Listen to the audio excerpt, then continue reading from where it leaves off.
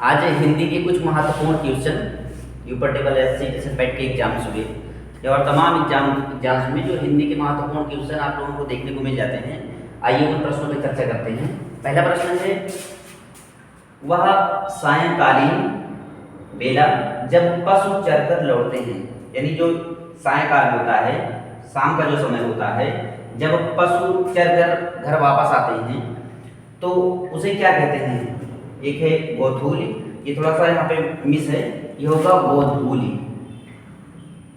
गोधूली, ठीक। सूर्यास्त, साय बेला और अपराह्न, तो यहाँ पे पहला ऑप्शन सही होगा, यानी जब पशु चरकर वापस लौटते हैं उस बेला को वो क्या बोलते हैं?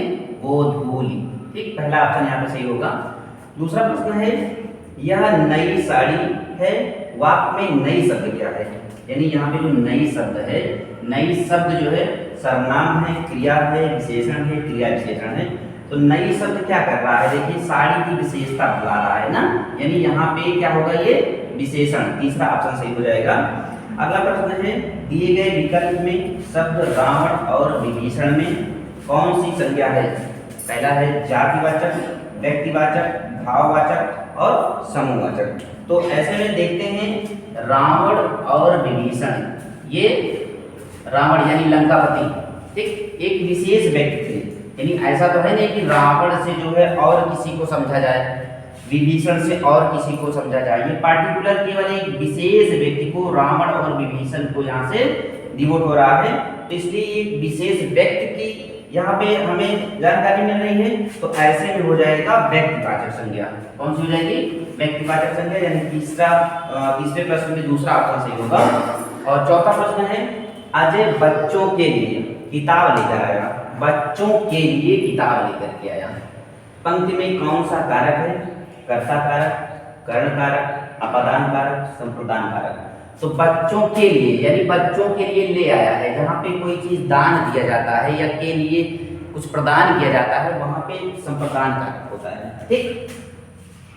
तो यहाँ पे चौथा सही होगा, संप्रदान कारक। अगला प्रश्न है, कथा सम्राट किसे कहा जाता है?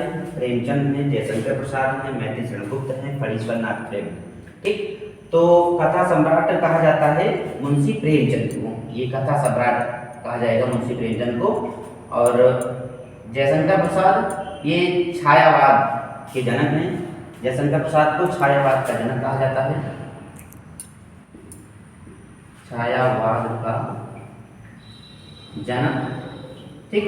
और मैथिली शरण गुप्त को राष्ट्र कवि की उपाधि दी गई है, राष्ट्र कवि, ठीक। और फणीश्वर नाथ रेणु को कहानीकार, प्रमुख कहानीकार के रूप में माना जाता है।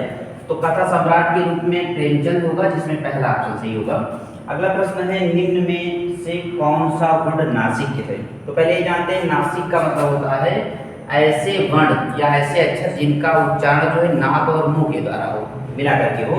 तो आइए देखते हैं, जैसे इसमें है या, ये नाक से तो हो रहा है, ठीक है। द, इसमें कहीं नाक से उच्चारण नहीं हो रहा है। फिर छा है, ये नहीं होगा। ना, नाक से उच्चारण हो रहा है, ये भी गलत हो जाएगा, ये भी गलत हो जाएगा। फिर है यहाँ पे छ और माँ, तो माँ का तो उच्चारण होगा नाक से और मुंह से, लेकिन छा का नहीं होगा। अगला है माँ, माँ उच्चारण करके देखेंगे बार बार, तो माँ का नाक और मुंह से उच्चारण हो रहा है और नाक, तो ऐसे में आपका डी विकल्प सही होगा, ठीक। अगला प्रश्न है, जहाँ वाक्य की गति अंतिम रूप ले ले, विचार के तार एकदम टूट जाए, वहां किस चिन्ह का प्रयोग होता है? 21 लिखा है, ठीक। तो योजक चिन्ह, योजक चिन्ह यानी जब दो शब्दों को आपस में जोड़ा जाए, ठीक है, ऐसे पड़ी पाई की तरह होता है, जैसे दिन और रात, इसके बीच योजक चिन्ह, ठीक। न्याय, अन्याय, तो ये योजक चिन्ह होगा, ठीक। तो ऐसा तो कुछ इसमें है नहीं, कह रहे हैं कि जब वाक्य अपना अंतिम रूप ले ले, यानी अंत में। उद्धरण है, ठीक, ये उद्धरण का निशान है, ठीक है, इंग्लिश में इन्वर्टेड कॉमा बोलते हैं इसे। अल्प विराम यानी थोड़ा सा जो है रुका जाए, वो अल्प विराम होता है। और पूर्ण विराम यानी पूर्ण रूप से आपको रुकना है, विराम करना है, ठीक। तो कह रहा है कि अंतिम रूप ले ले। अंतिम रूप यानी जहाँ पे आपको अंत में रुक जाना है, विराम करना है, तो ऐसे में डी ऑप्शन सही होगा, पूर्ण विराम। अगला प्रश्न है जहाँ कर्ता की प्रधानता हो, कर्म का अभाव हो, कर्म का अभाव हो, अभाव पाया जाए, कौन सी क्रिया होगी? अकर्मक, सकर्मक, पूर्वकारी क्रिया और प्रेरणार्थक क्रिया। तो जहाँ पे कर्म का अभाव हो वहाँ पे होता है आकर्मक क्रिया। कर्म का जहाँ पे अभाव होगा, और ठीक है, वहाँ पे यानी जब आ मतलब आ माने होता है नहीं, आ माने नहीं या कमी या अभाव, तो कर्मक यानी कर्म का अभाव हो, कर्म के बिना हो, ऐसी क्रिया को कहेंगे अकर्मक क्रिया। अगला ऑप्शन है, अगला प्रश्न है आधुनिक युग का जन्मदाता किसे कहा जाता है?